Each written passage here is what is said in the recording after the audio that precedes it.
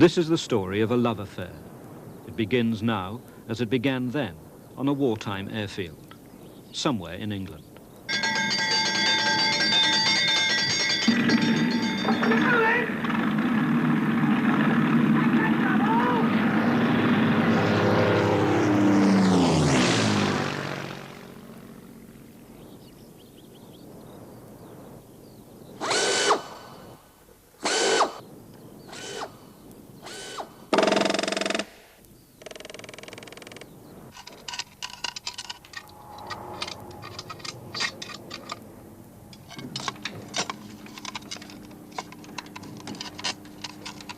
I took it on because I have always said that I wanted to fly a Spitfire, and there was no way anybody was ever going to let me fly a Spitfire. They weren't going to say to me, here's my Spitfire over there, old chap, and off you go and do whatever you want to do, and please bring it back in one bit. So I rebuilt this aeroplane purely to be able to fly it.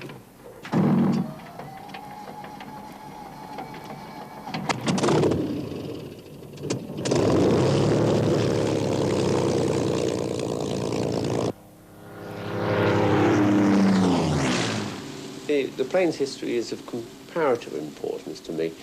It's possibly got the longest history of any known Spitfire from an operational point of view. I mean, 172 operations is a very large number. It was a Spitfire as far as I was concerned, and it was the actual engineering item that I was most interested in. And to have an aeroplane and loads of pilots who flew it is a bonus. It was really a beautiful aeroplane. It was brand new. That's probably why I have the most affection for it. And I was the sort of owner of it right from the word go. And it really was a fine aeroplane. It had no little idiosyncrasies whatsoever. No vice. No, the aircraft had no vice at all. I think as fighters go, it is by far the nicest thing. It's like other things that we love. It just does everything you ask of it, and does it well. To me, it was like a perfect dream. It was every man's dream of what flying is. You've only got to look at one fly. It's a magnificent blasting machine. My wife, Vicky, made a comment which I think expresses what most people felt. The first time she ever saw a Spitfire, she said she just couldn't believe it, that this dainty, delicate little thing could be the lethal Spitfire they knew so much about. Perfect lady. Certainly a perfect lady, yes. I think it'll bite. I think it could bite. But then, what is a perfect lady without a bite?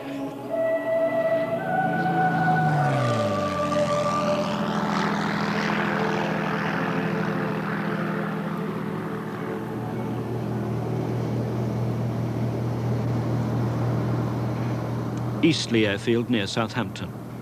50 years ago, a small group of men gathered here to witness the first flight of a brand new aircraft. Within 10 years, there would be 22,000 of them, instantly recognizable, universally adored. But on that bright March afternoon, the legend was as yet unborn. Among the men standing on the tarmac was Geoffrey Quill, soon to be the aircraft's chief test pilot. Its name? The Spitfire. Well, the aircraft had been standing out here having its engine runs and so on by the Rolls-Royce people. And then Matt Summers climbed into it. It would have been about here somewhere, and taxied out roughly behind where we're standing. And the wind was such that he went right over to the far side of the aerodrome there. There was no chance light there, and I remember. And then he just turned into wind and took off, heading roughly in that direction. He had a very short takeoff because he had a special fine-pitch prop, especially for the first flight, to make absolutely sure that there wouldn't be too much torque and so on. So it was a quick takeoff, and he climbed away, went off for about a quarter of an hour, I suppose, and I suppose checked the stalling and so on, and then brought it back to land in the same direction, taxied in here, and it was all over.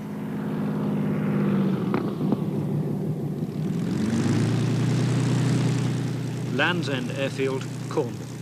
Half a century later, another Spitfire prepares for takeoff, a sight and a sound which grows rarer as the years go by. Nick Grace, engineer, pilot, devotee. A man whose love affair with the Spitfire has been lifelong. 5 years of painstaking work have brought this plane back to life. This film records that achievement. the rebirth of a fighter that was perhaps the most renowned and feared aircraft the world has ever known.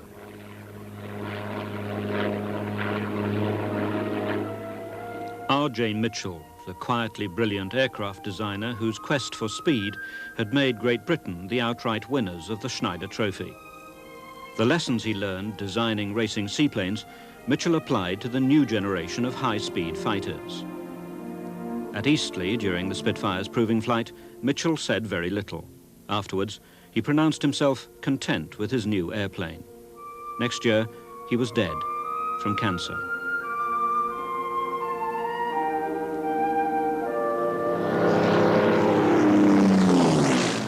But the Spitfire lived on, much to the delight of the men who flew it. Well, I think from a pilot's point of view, it was a marvelous aeroplane. You felt right as soon as you got into it. I mean, the cockpit was very good. It was very small, which has a certain thing about it anyway, and it was of a comfortable seating position, with a good instrument layout. You felt right, and then it was quite exciting. You had this great long nose in front of you. And it was an aeroplane which was obviously very attractive to young, sort of eager pilots. And they knew it was the fastest aeroplane in the Air Force, and so it had everything going for it, really. The Supermarine Works at Southampton, home of a modest aircraft company which had survived the Depression on a steady trickle of seaplanes. When the Air Ministry ordered 310 of Mitchell's complicated new fighters, there was much enthusiasm and much chaos. One afternoon, Geoffrey Quill flew the prototype low over the factory. Cyril Russell was one of the apprentices who turned out to watch. Well, the impact was absolutely amazing because the whole thing, if you remember the string and fabric fighters of the day, this was an absolutely new conception. We had no idea that it would look like this. Yes, it had a tremendous impact. And not only that, it had that thing which is something that you don't find very often. It looked right. 1938.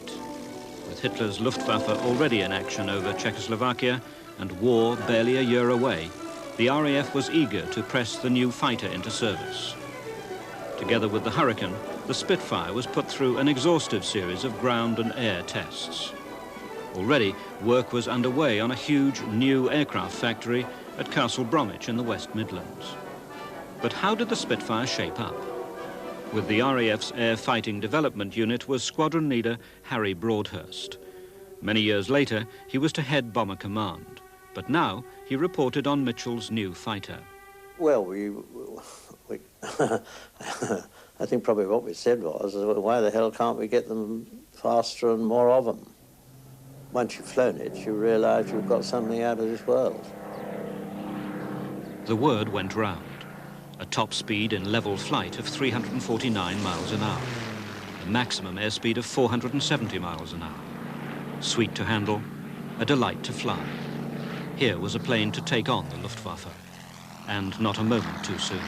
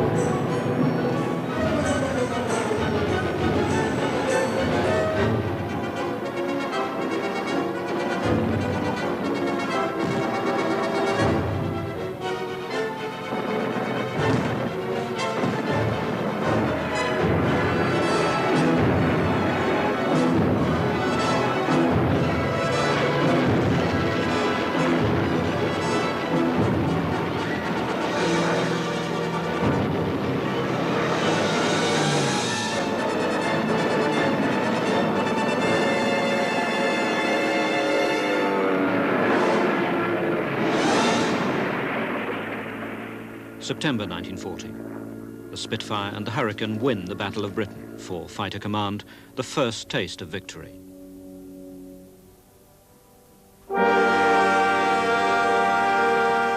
1942, and a sinister new shape in the skies over northern Europe, the Focke-Wulf 190.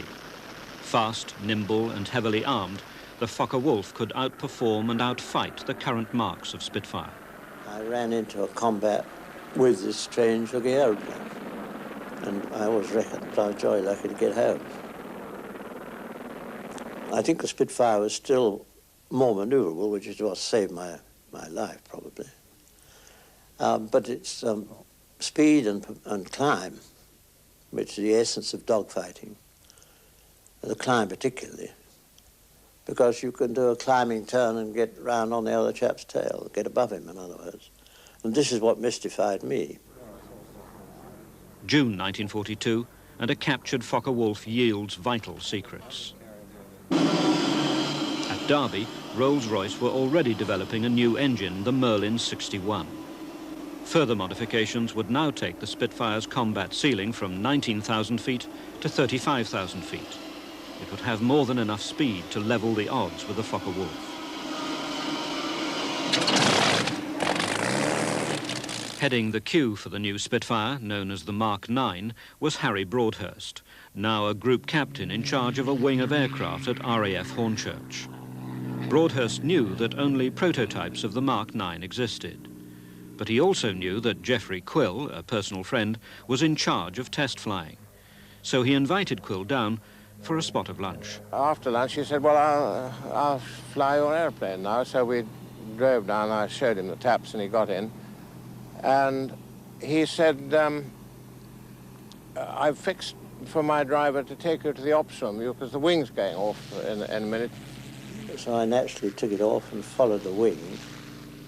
This thing got to 15,000, and I wasn't ready for what happened when the second blur came in with a tremendous bang, and I thought some brute of iron had got behind me and started offloading ammunition to me. So there was this, perhaps the most important prototype Spitfire in the country by a long way. We're quietly going inside the coast of France with old Broadian. Got up to about 35,000, I suppose. Tested the guns, see if they worked. To my astonishment, nothing happened. No pop, no puff, no nothing. Of course, what he didn't know was that there wasn't any ammunition in the thing, because we had the ammunition boxes full of test equipment, and the guns weren't cocked. And when I brought it back, complained bitterly about having no ammunition in it. Well, so impressed was I that I went belting off to the headquarters and up to the Air Ministry, saying I reckon we had the answer to the 190.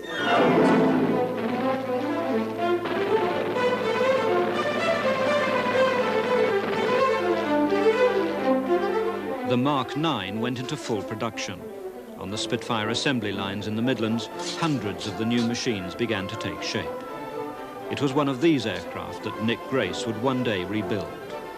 In charge of production in 1943 was Stan Woodley. At Castle Bromwich, we did the final assembly of the aeroplane, and we took the things like the wings and the fuselage from both made at Castle Bromwich and at our various dispersal factories. And the line started with the fuselage having its internals fitted, the wings fitted, the engine fitted, propellants on, until it reached the final stage, which was a mechanical and hydraulic and electrical test of the aeroplane. Then it was finally inspected by our own inspectors. A second check was made by the AID, the government inspectors. Then it went out to test flying, which after a successful test flight was then signalled to the Ministry of Aircraft Production, and down came a ferry pilot and flew the thing away. From Castle Bromwich, the Nick Grace Spitfire, designation ML407, was flown south to join a frontline fighter squadron in West Sussex. At the controls was auxiliary pilot Jackie Moggridge. Well, strangely enough, that day, April 1944, it was a very hot day and I'd been playing squash. It was my day off. Anyway, they were short of a pilot, so they came and found me, and there was I in my shorts. They said, never mind, you can't change. Got to take this aeroplane, quickly.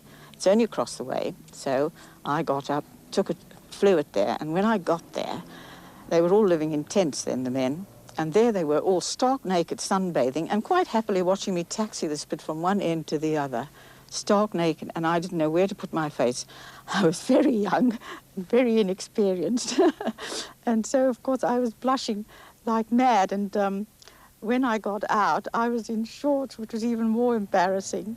The new machines were taken over by a New Zealand Spitfire squadron, number 485. Each pilot chose his own machine, and ML407 became the property of Flying Officer Johnny Holton. That afternoon, he had the letters OUV painted on the aircraft's fuselage. Well, the aircraft was called OUV because OU, of course, was the identifying letters of the squadron, and V stood for Vicky, the girl I met in March 1943, who was to become my wife. And every aircraft I flew from there on carried the letter V. She was in the operations room at Tangmere. In fact, she was there from 1940, Battle of Britain onwards. She was very beautiful, marvellous personality, very, very popular. In fact, her nickname was Sunshine. I had the same ground crew service my aircraft for a period of 13 months. They were tremendous people. And it's rather like a League of Nations. We were a New Zealand Spitfire squadron. All the pilots were New Zealanders. But my engine fitter was English. It was Knocker White from Birmingham. And my rigger was a Welshman, Vic Strange. And they used to work terrible hours all through the night, often with no protection in all weathers to service this aircraft. Knocker was a really steady-going fellow. Oh, Spitfire was my life. Once I passed out my training, I went straight on Spitfires. Vic was just as conscientious, but he was more of a comedian. It was only natural. The first thing that hit my eye was V for Vic, my name. So I made a beeline that would be one of my planes. Like sometimes you'd have two to look after a rigger, well, the fitter had one, you know. And of course, I got attached to it straight away. Or even when I was to write home, I said I got OUV for Vic. It wasn't a thing. It was human. You know what I mean? You felt it was human. It was mine. You're so pleased to see it. You'd feel you'd want to give it a hug every time that it landed. You know, that you've got it back again. The relationship between ground crew and pilot is very close, and I think every pilot in fighter command, if he was there any length of time, always claimed, and rightly, that his ground crew was the best in the business. But it was a very close relationship. There was not a disciplinary one in any way. I think most of us took the attitude that it was their aeroplane just as much as ours, but we were the lucky ones that got to do the flying.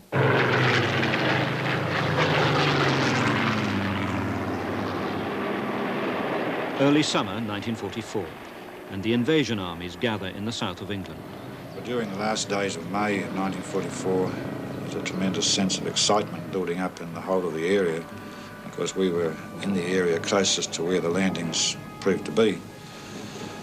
Predominantly Air Force there. There was about 90 squadrons concentrated into the Tangmere sector in that little port in Sussex. And there was a large contingent of Army, of course.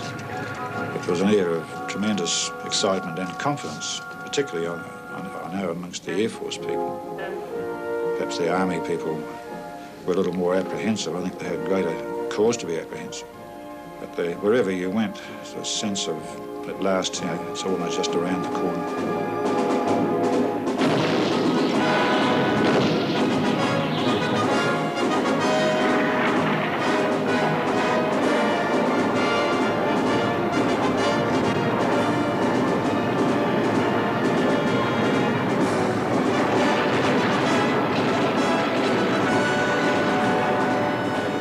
D-Day came and our New Zealand squadron was scheduled to do 4 patrols on D-Day, first one at first light.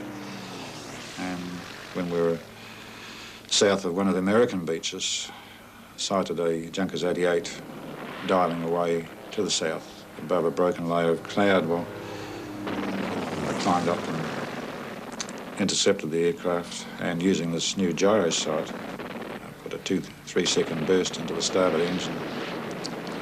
The crew, 2 of the crew anyway, bailed out just immediately. And the aircraft crashed in a roadway and blew up. I reformed the section heading back for the beachhead and sighted another Junkers 88 heading in the same direction. Gave that the similar treatment. And this occasion the pilot dived steeply for the deck. The starboard engine was knocked out. And I sent the rest of the section into attack, and the aircraft crash landed at high speed, and one of the propellers flew off and went bounding away across the fields. That was the end of that one. And we subsequently heard RT noises indicating that other squadrons were dealing with more of the same bomber force. I doubt if many of them got away at all.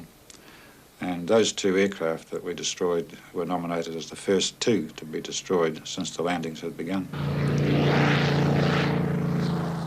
Then, of course, the excitement then when it's come back and it's seen action, which you knew by the busting of the fabric patches over the leading edge. And we used to do cartwheels with excitement. We'd call all our colleagues as well. There's action, action, you know, and everybody would be tearing out, and we couldn't get, in my case, get Johnny out the cockpit quick enough to see if he had bagged one.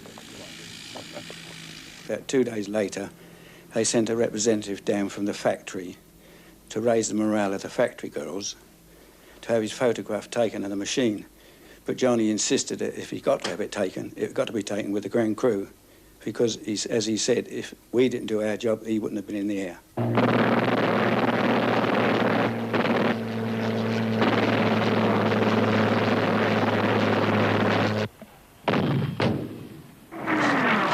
As the Allied armies pushed inland, there were fresh targets for the pilots of 485 Squadron. We were in the immediate beachhead area when RT chatter indicated that there were some German aircraft flying up the canal, Western Canal, towards Caen. So I called a crossover turn, climbing turn up through the cloud. And by pure chance, really, three of us emerged out of above the cloud, still back in our line of breast formation, right behind this gaggle of German aircraft, and we just latched onto the tail end of each of this German gaggle. And Frank Transon destroyed one, Pat Patterson destroyed one, and I destroyed one of the ME-109s.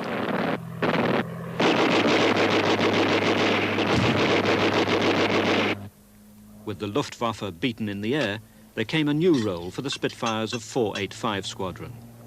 Beneath the belly of the plane, they carried a 500-pound bomb.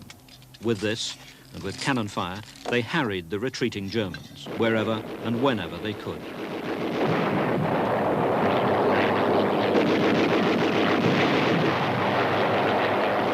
The Germans suffered heavy losses, but for the pilots too, there was a price to be paid. Operational fatigue inevitably catches up with all operational pilots, and the colloquial name was twitch. Could have been a twitch in the face muscles or some other more embarrassing part of the body. And in my case, it occurred just at the time I was going on rest, and was attacking some enemy transport, and the usual flak was around. I made one attack, and then the second attack, just as I was diving in and pulling out, I suddenly had an insane urge to just rip the canopy open and jump out in midair. So I had the twitch all right, and so away I went on rest.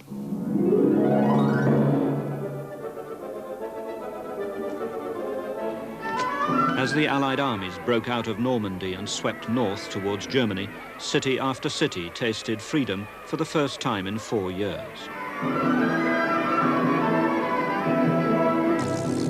Behind the advance, meanwhile, some of the Spitfires of 485 had been transferred to other frontline squadrons. For OUV, this meant a new home with 349, a Belgian squadron. In charge of B-Flight was Flight Lieutenant Gaby Seidel, who had by now flown many Spitfires, enough, certainly, to appreciate the virtues of OUV. This particular aircraft was one of the B-Flighter squadron, and one day 3 aircraft were given to 3 of the pilots, and I had to have one myself. And this was the first aircraft available that I could have.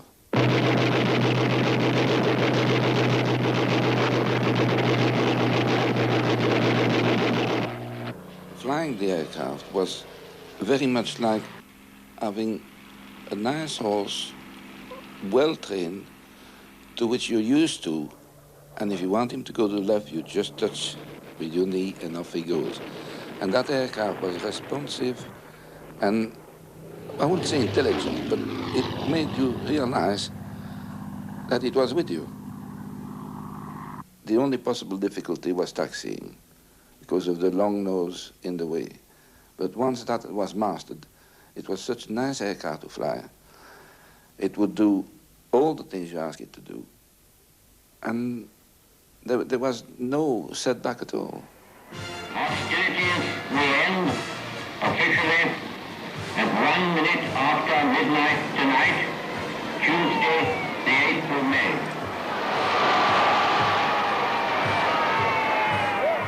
The war's end brought tears and rejoicing. By now, OUV had been passed from squadron to squadron.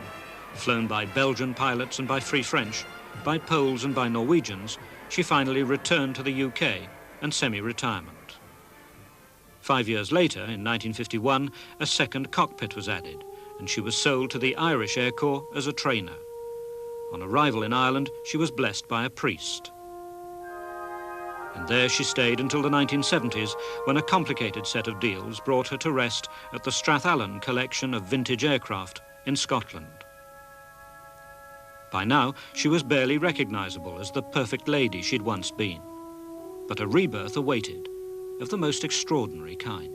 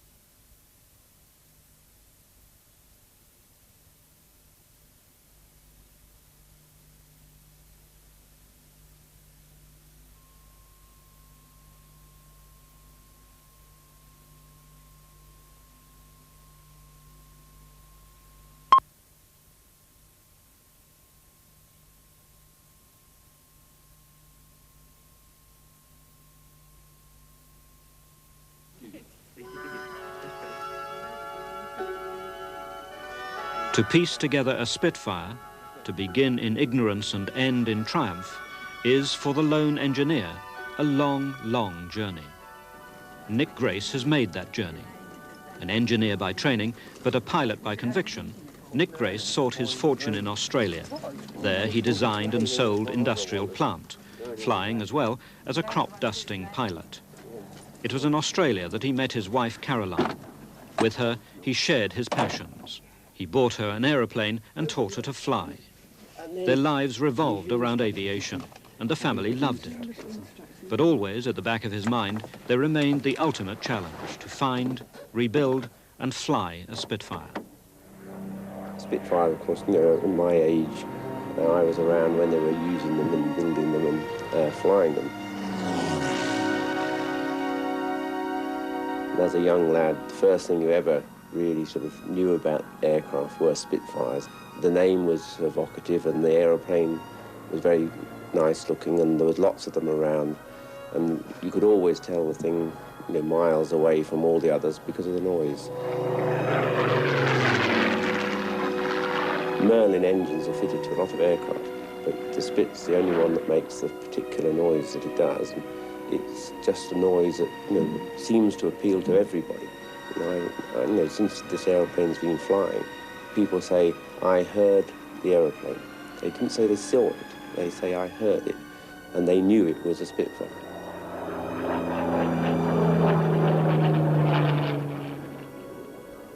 Nick Grace's search for a Spitfire took him here to the Strathallan collection in Scotland. By now it was 1978, and intact, airworthy Spitfires were becoming increasingly rare. But if you knew where to look, and you had nerve and imagination, there remained the real possibility of finding a Spitfire in bits. In Strathallan to start with, when we went up to have a look at it, there were tea chests and parts and stuff lying over an area of about 100 square feet or so. Wings here, fuselage there, bits of tail over there, boxes and boxes of bits, and that was then loaded by me and with the help of the people up there into 2 Pickford's trucks. And it filled 2 Pickford's trucks, just to give you an idea. So if you're moving furniture, you know how much you can get in Pickford's truck. And that's the way it left Scotland. It was rather like big Christmas presents arriving in the back of a van. It was there was a local farmer chaps there, and we were all very excited. It was quite silly. We unpacked it and spread it out on the floor and scratched our heads and thought, well, in the midst of all this lot is surely a whole aeroplane, we hope. I can remember thinking, where on earth would you start? That was what I remember saying to Nick, where on earth would we start? And he said, well, I'll just get on with it. And, he didn't answer the question because you can't really answer that sort of question with that task ahead of you. But that was very exciting. Their landmarks in the Spitfires, my personal Spitfire history, that was. Anyone building an aircraft must have his work regularly checked by a government-licensed engineer. Dick Melton was once chief technician with the RAF's Battle of Britain Memorial Flight. He has decades of experience with Spitfires. When I joined the Air Force many, many years ago, Spitfires were still being used as a training machine, but not as a flying machine. They were used for trade training, for training young lads such as myself. So I knew the Spitfire from those early days. Mr. Grace came to me in the very, very early days, and he asked me how he should start his rebuild, and I advised him accordingly. I also pointed out to him that maybe at that stage he needed me all of the time, but as he continued his rebuild, then he found that he would need me less and less and less, and this, of course, was the case. Because as you do these things, so you pick up the intricacies of building them and how they were built in the first place. I reckon there are 16,000 individual pieces in a Spitfire, that's not counting nuts and bolts. And not only have you got to know everyone's name, but you've got to know its address and telephone number as well. And Mr. Grace, of course, didn't know this.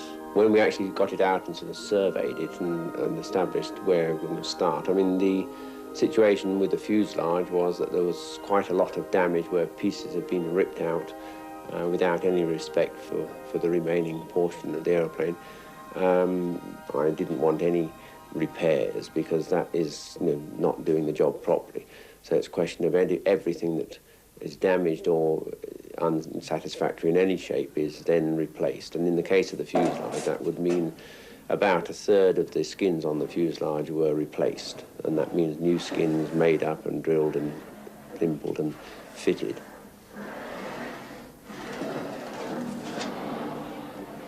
The rebuild of OUV produced its share of surprises.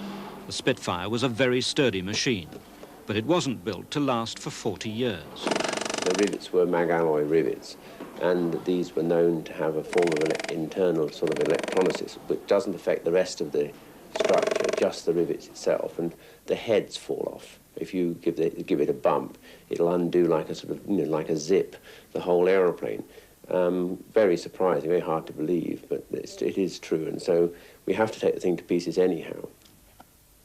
It just never entered my head that he wouldn't do it. My anxiousness was that he wouldn't set himself enough time. People were always pestering him, sort of saying, when is it going to be finished? And I used to get very annoyed with that comment because they don't realise the sort of job he's doing. I don't think anybody really realises the job he's doing, including me, because I'm not there all the time, and the painstaking effort in the tiniest thing is hard to conceive that anyone would take that amount of trouble. As far as I'm concerned, the importance of getting it right is paramount. There isn't any way that the job's worth doing if you're going to cut corners. You have got to get it right. I mean, I would possibly say that, you know, I'm fussier than hopefully the people who made them in the first place. My aim is to get it as near to perfect as possible, and I will go to any ends to achieve that. Because I don't intend this aeroplane to ever have a fault. It isn't my intention. I'm not building it to, you know, fall by the wayside. In the years, if you said that in the lifespan you are a sort of a keeper, you don't really own things. They are supposed to be there when you go, and it's my intention that this aeroplane has every chance of achieving that. September 1983, and a milestone in the reincarnation of OUV. The great day came to remove the fuselage from the workshop that it was being built in, to put it in the hangar for assembly, using a forklift truck to hold up one end. We sort of wriggled it out through the door, because the door wasn't really, it didn't just come out, it had to be squirmed out through the door.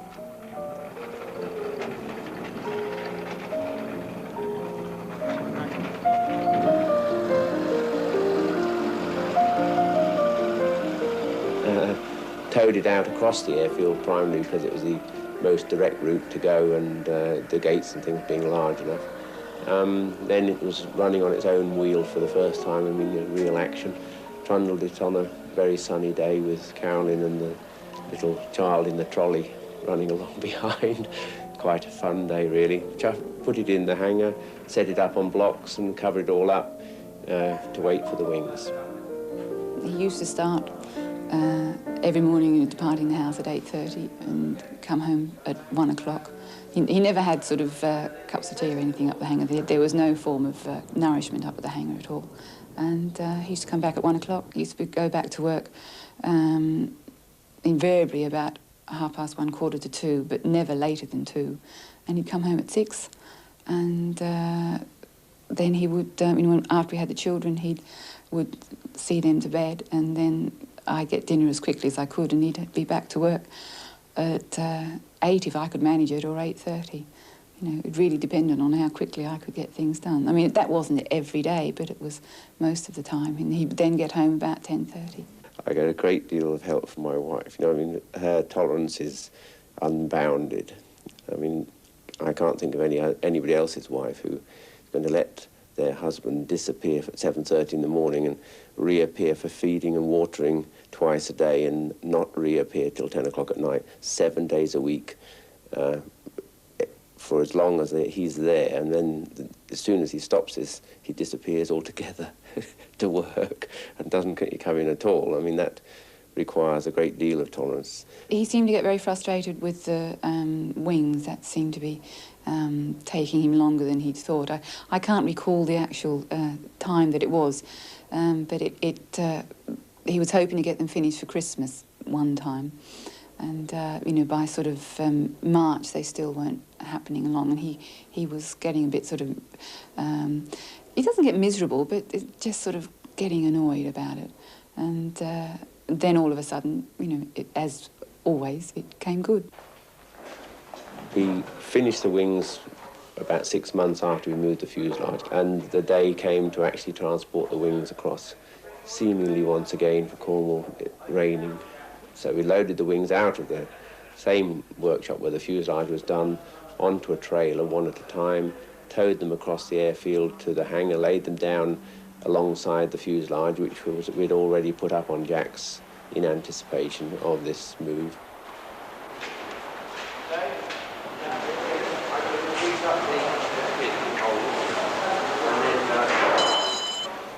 If you care to look through the old pictures and things, that's the way they put the wings on in the factories, were by lifting them up. And I didn't really do it because of that. It just seemed much more logic that you should have it easily floating.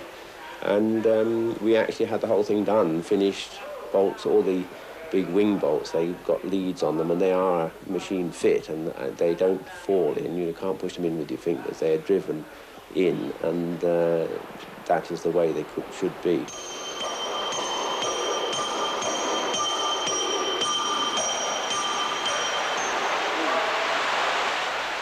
And there, behold, before your very eyes, is the first time it looks like an actual Spitfire. It seems a monster job to take on. It's so many bits and pieces, so many books with all this sort of paraphernalia in, and systems in schematic and never look like systems when they're in the job, etc., etc. But the real truth of the matter is that it has been built. Somebody built it. People who probably had not a lot of experience were doing parts of it. And really the aeroplane is an engineering job, and as such can be done again even if there was no aeroplane at all. So, from my point of view, I look at it as the biggest monster Meccano kit you can buy, and just get on with it. OUV's Merlin engine Nick Grace had also found at Strathallan. Brand new, it was fitted to the airframe and checked and rechecked until in 1985 the day came to roll the aircraft out of its hangar and to start the engine for the first time. This was in January this year, a very miserable day. I decided to run it that day anyhow, so we dragged it out, and we didn't actually get it going the first time, which was a slight embarrassment, to say the least. Not because it wouldn't go because of a fault, but what's known as finger trouble. I was trying to start it, and it kept endeavouring to go, but the damn thing wouldn't actually run. And went on like this for some little while, thinking, what the heck is wrong with this? And then all of a sudden, the coin dropped, and we hadn't turned the switches on in the rear cockpit. Was its actual problem. So we felt a pair of bunnies, really. Turned the switches on in the back cockpit. Then it went first turn. The blades hardly went round a turn before it was running. And was my first experience of a big engine running on the front of what is a comparatively small aeroplane. It's always seemed very big from a weight point of view beforehand, but absolutely devastating, this thing. It makes the whole aeroplane leap around like a little rag doll, shaking it in vibration, and, absolutely incredible. That's probably the most incredible thing to date about the aeroplane, really. There was just me and her and Nick, and she was coming to life. She'd been born. And then I was sitting there, and I was looking at Nick, and I got all overwhelmed, because I thought, there he is, sitting in his aeroplane that he's built, and it's all going, and it's all happening. April 1985. A grey day, not much wind. 5 years after Nick and Caroline unpacked the Spitfire from the Pickford's van, OUV waits once again for takeoff. Caroline decided that she would come as well, and must have infinite trust, foolish girl. I just couldn't wait to get in it, but when the moment comes, I was all, butterflies really isn't the word, I was just terribly excited. I can remember sort of trembling, and Nick was trying to do the parachute up, and a bloke came and was talking to me whilst Nick was getting himself ready, and I can't remember a word he said, and he was prattling on to me. I was just sitting in there, I didn't know what was going on outside.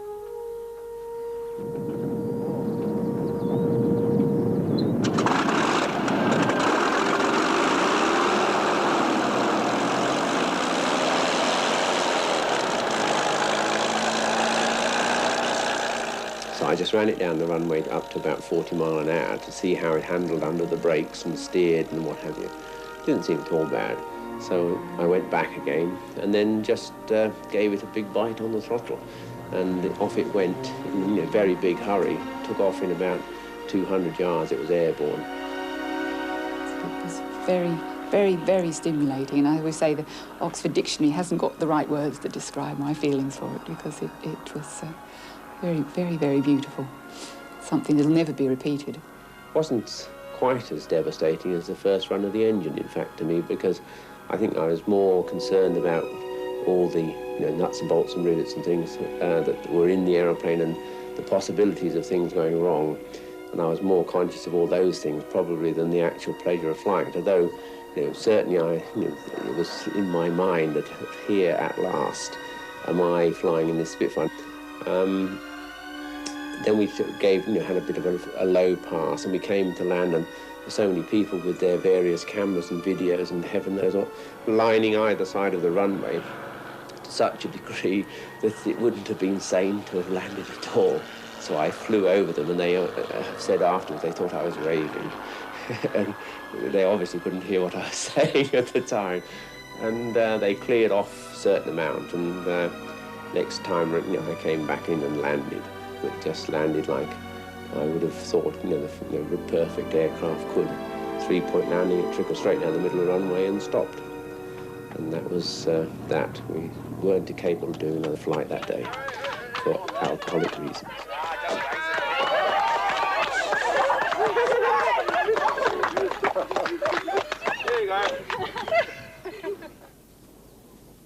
Viv Bellamy, wartime combat pilot and himself a former Spitfire owner. Every new plane must be officially test flown, and for OUV, this task fell to Viv. That was quite a day. He very kindly asked me to fly it, and I was slightly dubious. It's a long time since I'd flown one. But again, as soon as the throttle was open, it all came flowing back, and you felt you'd never been off them. I was amazed how well he'd got it all together, because I did anticipate the odd problem. And far from it. It was a beautiful airplane. I think it was a magnificent achievement, and nobody can take that away from him. He's done it basically on his own, by his own endeavours, and it's a magnificent job. The aeroplane flies, and really that's the proof. With OUV back in the air, Nick Grace had time at last to reflect on the engineering lessons of his 5 years rebuild. What had the experience taught him about the merits of the original design? I developed a great deal of respect for Mitchell, mostly because, you know, as you work on the aircraft, you realise that it is very, very solidly constructed aeroplane. I mean, that is one of the actual, you know, shining features of a Spit, and one of the big reasons why the world sees it as an aircraft on its own, that it started the war as a frontline fighter, and it finished the war as a frontline fighter, and no other aircraft has ever achieved that kind of standard. That's really what it amounts to. Midsummer. From Auckland, New Zealand, Johnny Holton, OUV's first owner, flies north. Bound for Penzance in Cornwall, he comes at Nick Grace's invitation to talk about old times and to fly once again his beloved OUV. Well, the fact that OUV is flying again to me is just incredible. But to think that after all these years that any one particular pilot's aircraft surviving is strange enough, but of the fact that it's one of the very few that have survived, it is just incredible.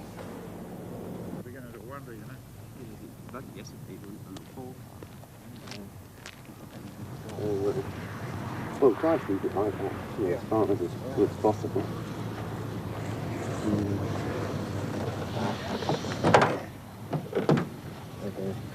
It's a long time since I've been in one of these. Yeah. Just get the horn in on it. Don't screw that. Right there. Yep. Sort your goggles out. Righto, mate.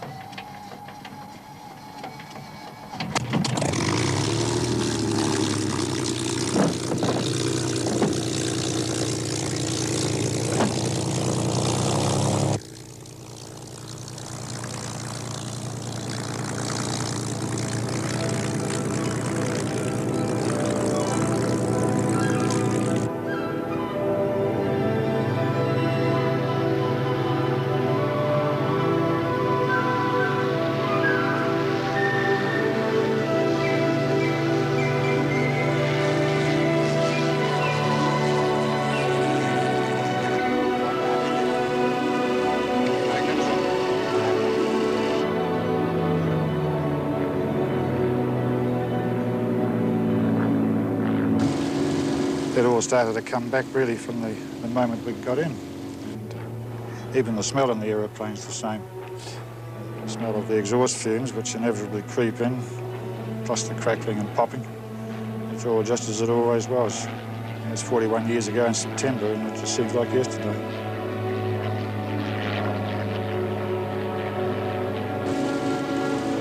It's very powerful, very powerful. There just seems to be a bottomless pit of power. Most aeroplanes that I've flown over the years have always been short of power. You can only do certain things because of the restriction with the amount of power available. I haven't reached a restriction with this aircraft. There's always more power than I need. It can almost anticipate what you're going to do. It seems that if you think you want to turn right, the aeroplane's already sort of turning right whilst you're still thinking about it, or that's the way it seems. I mean, it's obviously not the way it works, but it's so easy to fly and so sort of deadly responsive. And really, it's the difference, I suppose, between a Grand Prix car and you know, the bread and butter family banger.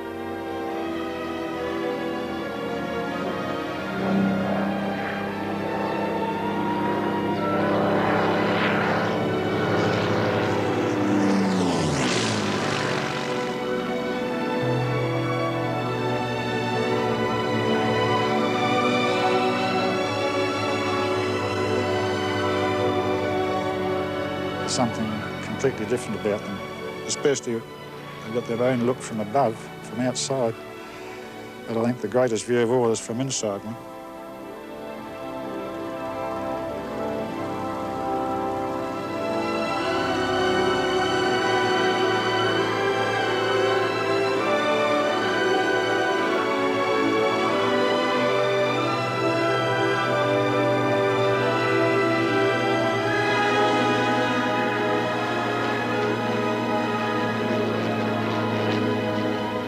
Of course, it's a collector's item now. I sold mine for a couple of £1,000, but I'm sure this one is worth $500,000. And I don't know how many there are, but if you told me there were only 20 left in the world, it wouldn't surprise me at all.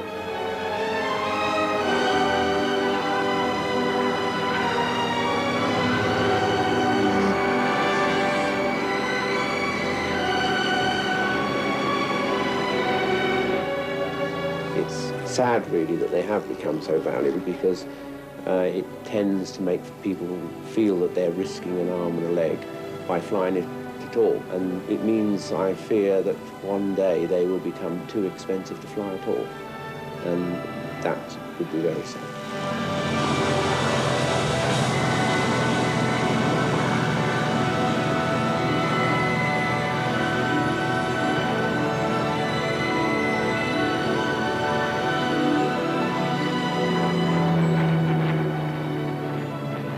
I have put a piece of this country's heritage back in operation.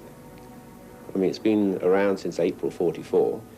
You know, it survived 172 operational sorties, apparently without hardly any damage of any description. It's had a fairly graced life, if you like, without use of the pun, and I hope that it keeps it up. You know, and certainly it will outlast me if luck's on its side, and hopefully, you know, another few generations after that.